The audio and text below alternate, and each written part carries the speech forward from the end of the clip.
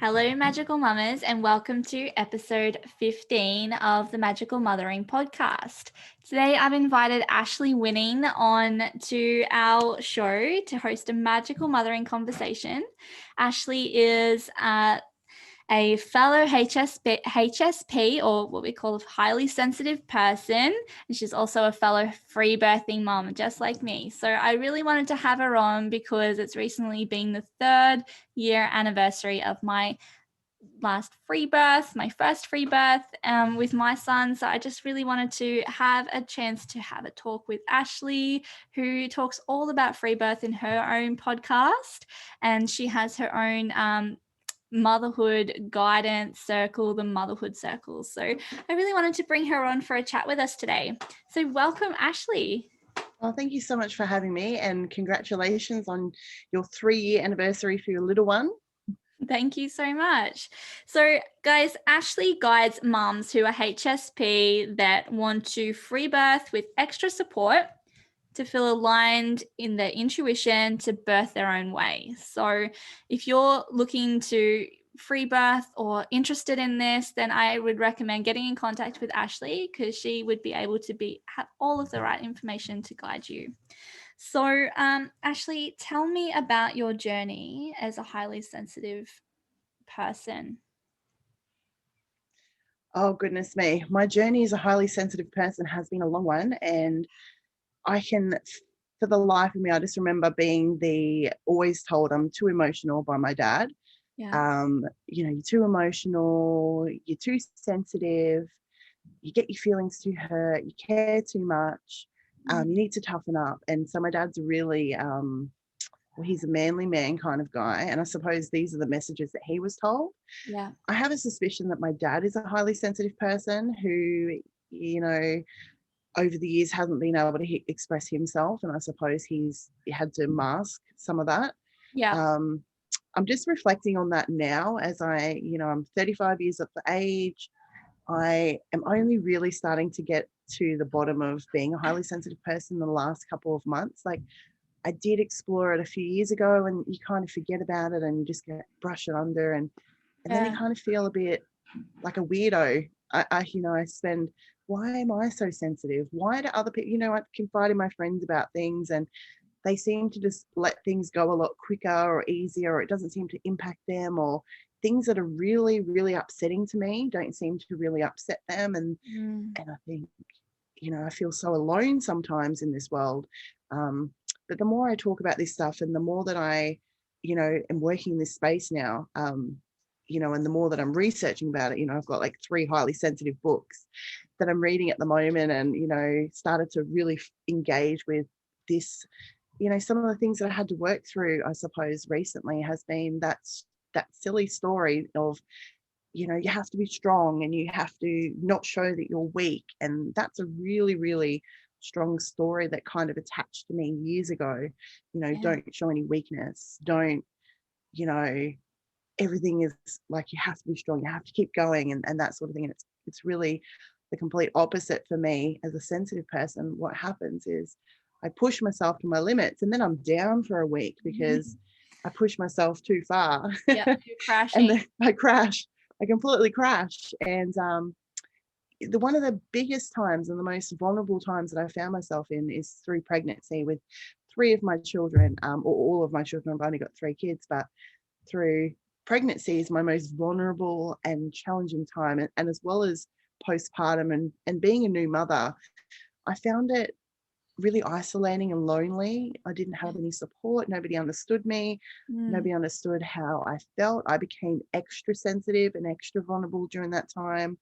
I was physically not well. So I was just the worst I've ever been in my life. I had HD with all 3 of my kids. And I couldn't connect with anybody. There was no one around me in my current life who understood what I was going through, who understood the challenge that I was going through.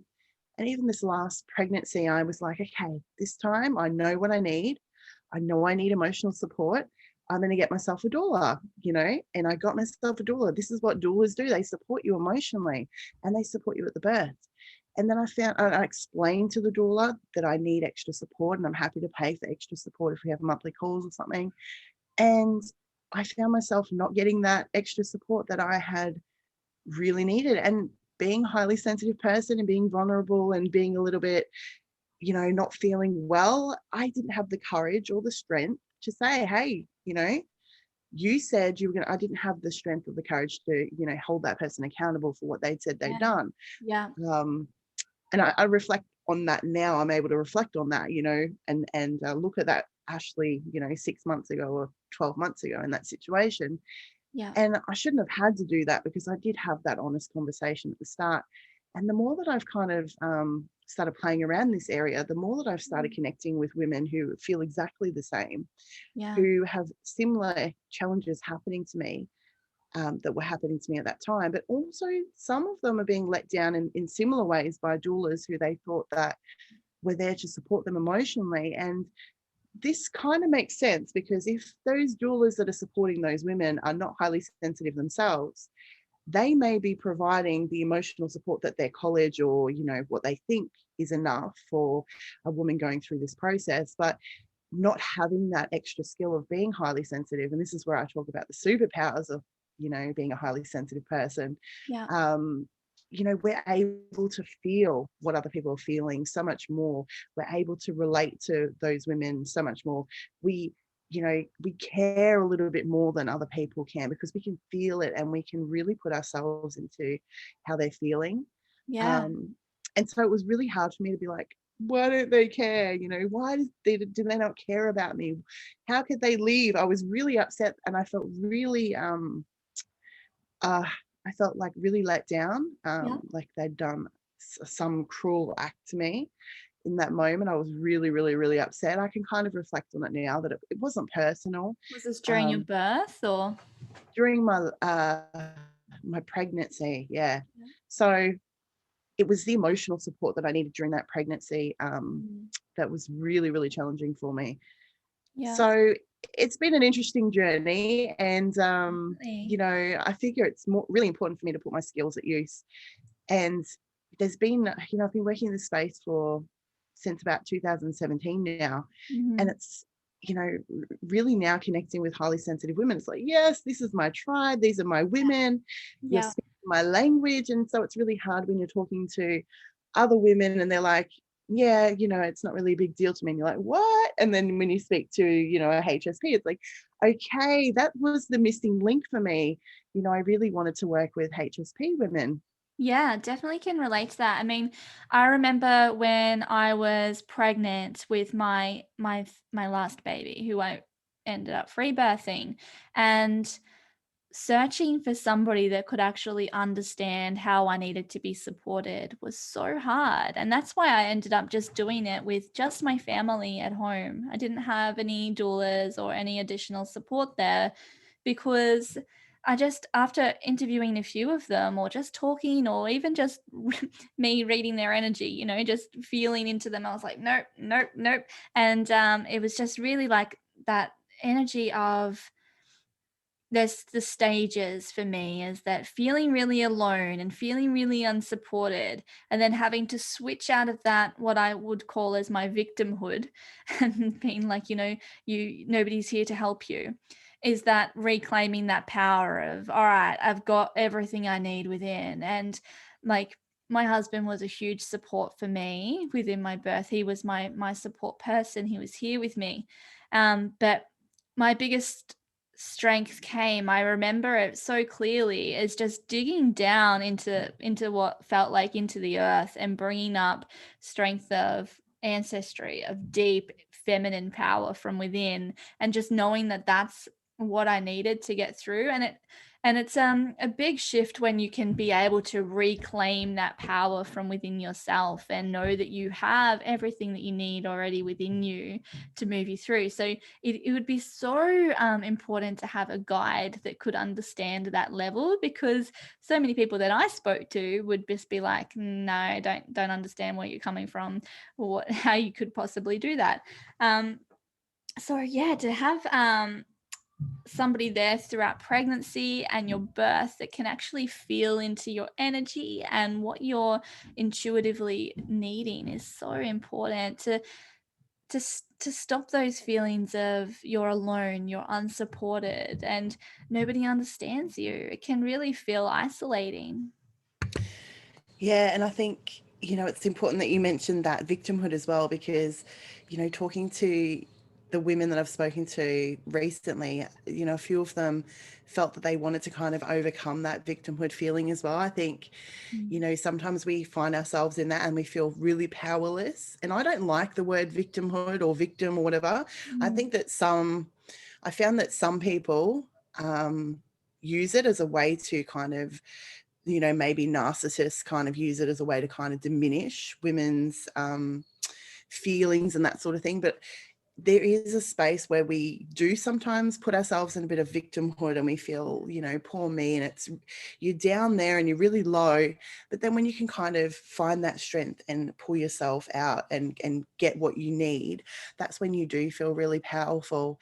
And I find that doing that is through making clear boundaries. So that's one of the things that I work with women is, sometimes we feel like, oh, that person's doing that to us. And then when we work with our boundaries, we realize that we actually have a bit of power with some of that. And we can kind of say, actually, this behavior is not acceptable and I'm not going to accept that. And so if I was able to kind of navigate some of those boundaries for me, I could have easily, I say easily, it wouldn't have been easy for me, but it probably would have been a much better journey for me if I was able to articulate clearly to my support team what I needed. Yeah. I can't say what would have happened in that moment or at that time, but it at least would have made it a little bit clearer for me for my next steps, Yeah.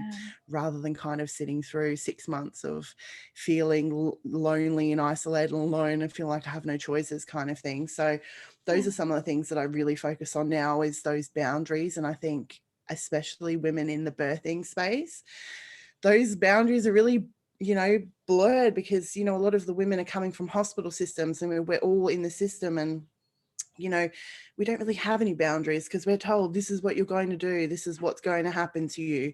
You're Yeah. going to come back in 2 weeks. You're going to get on the scale and I'm going to weigh you. I'm going to put my hand up your vagina. And it's like Yeah. that self-esteem, that sense of self and that individual, what you have here and everything that you are is taken away from you, kind of like stripped, as if Yeah. like you're, in jail and you have no rights and everything. And, they talk about informed consent and it rarely happens. Yeah. And I think this really starts to happen. I've started to really, see this now in the schooling system.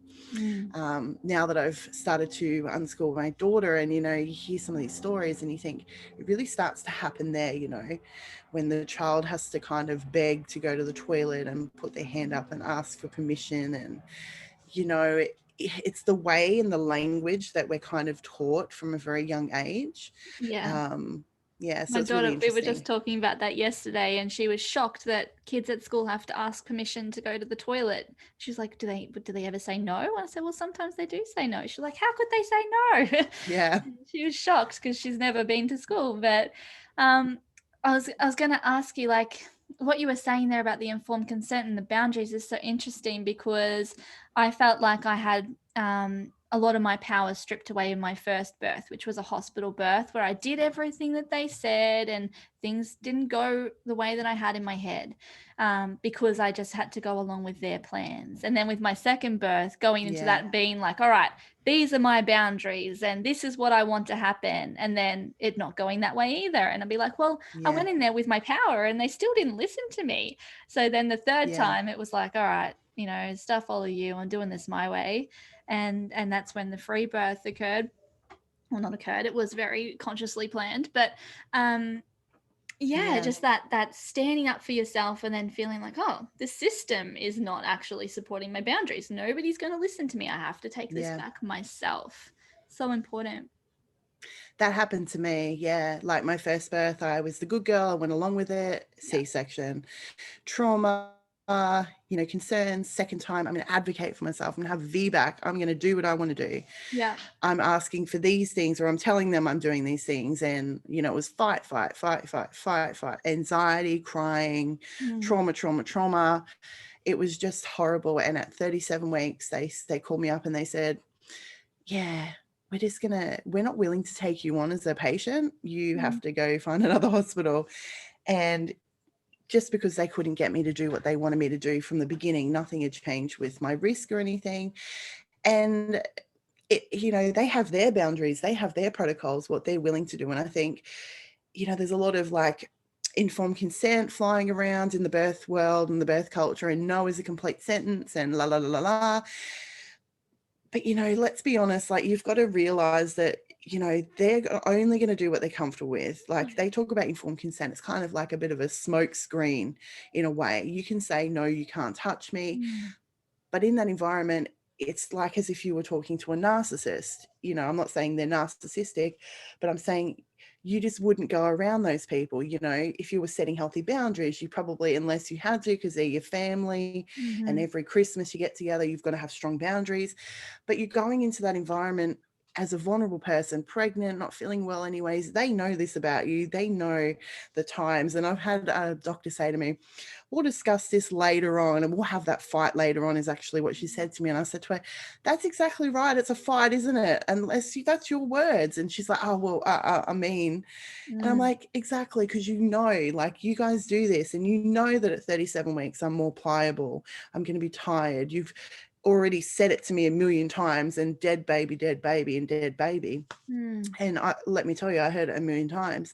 I was like shaking, like I was like a person in asylum. Like, every time I went in there, it was a nightmare. And they talk about prenatal care and feeling safe and getting all the nourishment and everything. But what was my baby actually getting, except for my nervous system, like completely shutting down and going like I was in like danger, as if I was in the wild and a big panther was behind me, kind of thing. Because that's how I felt. I was, nervous and shaking and scared. And I felt exactly the same. And that's why we free birthed. I wanted to have a home birth. I couldn't find a midwife, which is very common for VBAC women. Especially if you've had two, it's pretty much almost impossible.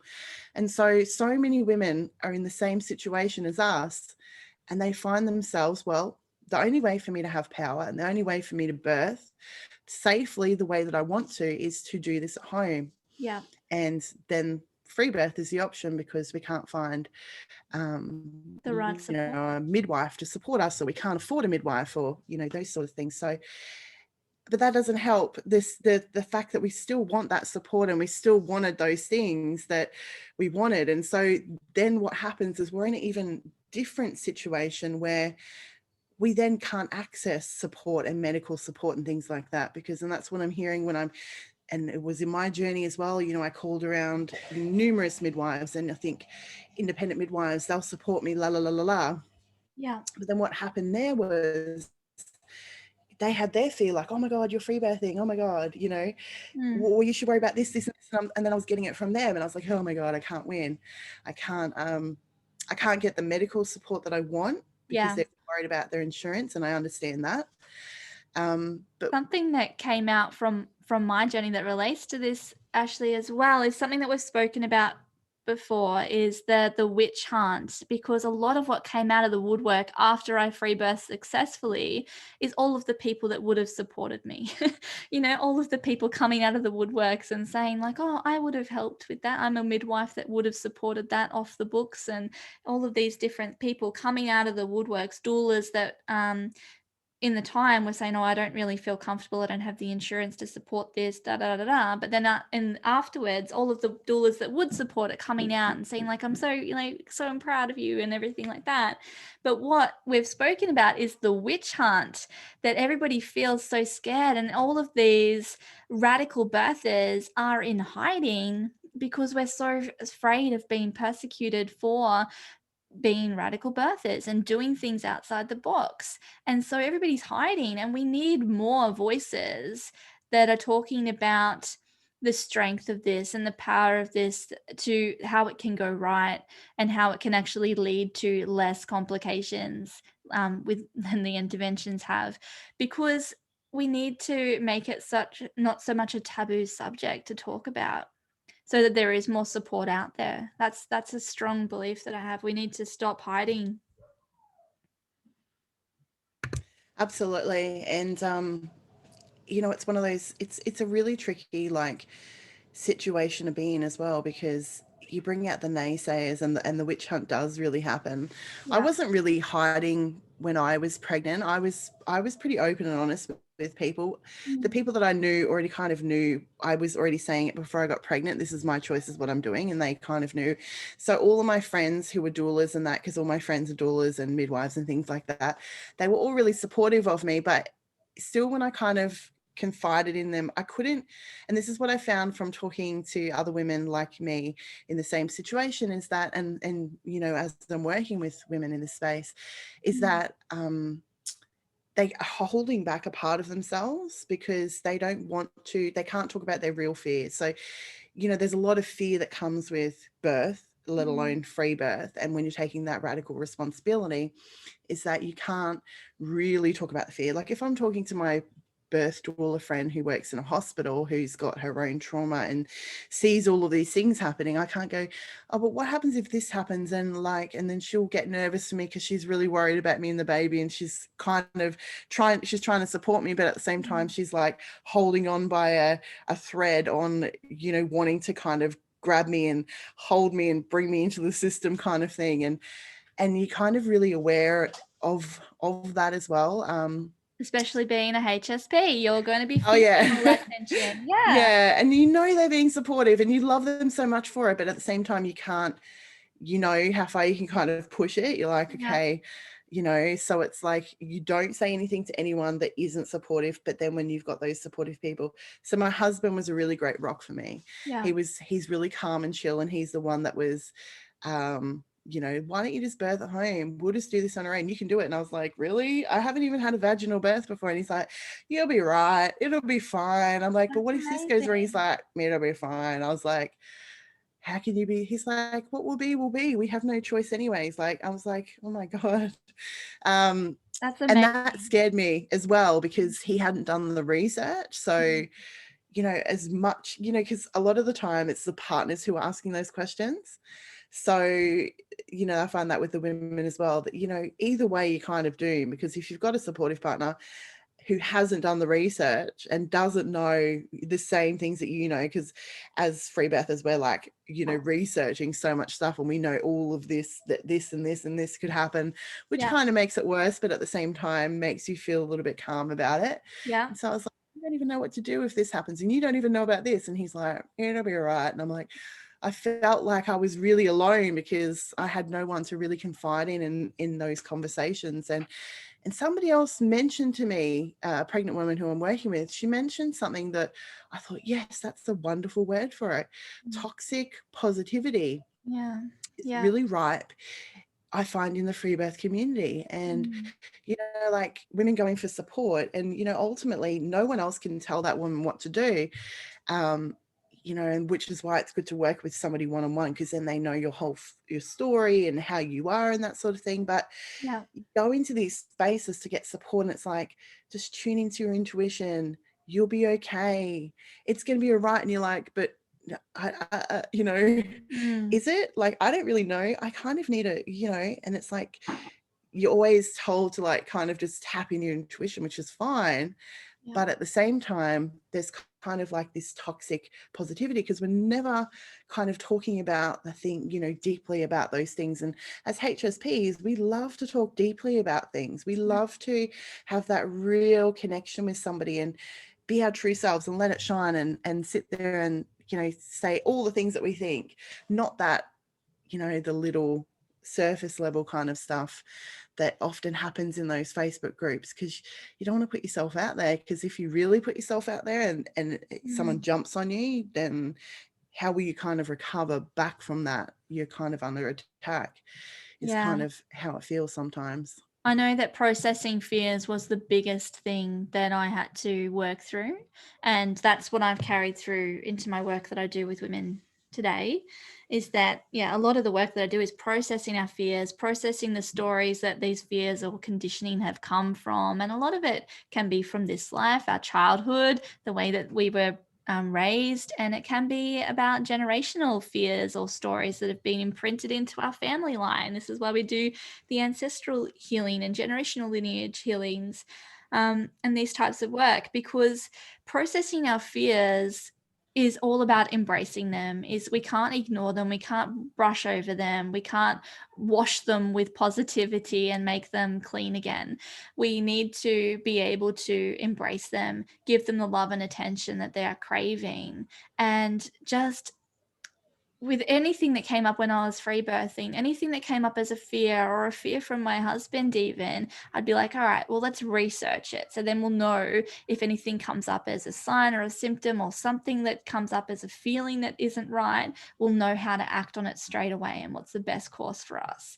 And so we just researched about everything, and I was sending him papers and be like, read this paper. And he'd be like, it's so long. And I was like, you got to read it. You got to know, you've got to be on the same page. And, but that just researching your fears is the biggest thing, and that can be so scary, because who wants to spend all of that time looking at what scares us the most? But yeah, it's the way that we unleash from what keeps us burdened with fear, what holds us back. Yeah, I think it's good to have an answer. Like, I'm a problem solver, so I like to have an answer, and also understanding our fears as well. Like you said, I'm always looking at, why do I have that fear? You know, is it something that I'm worried about, or is it something that somebody else has kind of said, or is it because I saw it in blah blah blah's birth? And what is the actual percentage of that actually happening to me? And am I okay to take that risk on? And kind of like you said, when you're researching and you're looking into it, you kind of say, oh, well, it's like 0.001% risk. Okay, well, I'm happy to take on that risk. Yeah. And that's a really good way of kind of moving through that fear. You know, there's obviously lots of different ways to move through it and processes, and that's kind of what I help my clients to do as well. You know, there's so many fears, there's so many things, and there's so many things that we don't even realize as a fear, or so many things that are kind of hiding in there that we can't articulate or we can't uncover, but we just are worried about something. And this usually comes in the form of, I just want a healthy baby. I just want my baby to be born healthy. I just want everything to go to plan. I just want everything to go the way the textbook says, is what I hear a lot of the time. I don't want anything bad to happen. And so when you're at that point, you're not even able to articulate some of the deeper fears. And so being able to uncover those deeper fears and really getting to the root of the problem, and releasing those and working through those is really important. Absolutely. Yeah, I completely agree. And you even touched on the sentiment of your your father or your grandfather being that lineage of highly sensitive people running through your family line, and the way that they brought you up with, you being too sensitive, you've got to be tougher, all of these different things, they get imparted onto us. And so I think that in the work that you're doing, you're breaking these cycles, not just from what the messaging that you've received, or the conditioning, the stories that you've been handed down, to put up these safety measures to protect yourself as a highly sensitive person, but now you're transforming it in the birthing world and helping people to break these cycles so they can reclaim this power in themselves and birth, because so much comes through from the energy of how we were birthed. So when you're changing the way that people are being birthed into the world, you're changing their whole energy setup and breaking cycles from that very entry point into this earth side living. So I think that you should, be very, very proud of the work that you're doing, Ashley. And really happy to support you, and let anybody know if you're in this space of wanting to know more about free birthing, then please contact Ashley. She is your lovely support system for all of our highly sensitive people that are listening and needing some extra support. So thank you so much for coming and chatting with me today. Thank you for having me. It was so nice to chat to you. Thank you so much. You're welcome. And I'll have all of the links where you can find Ashley's details in the description. So come and check it out. Lots of love.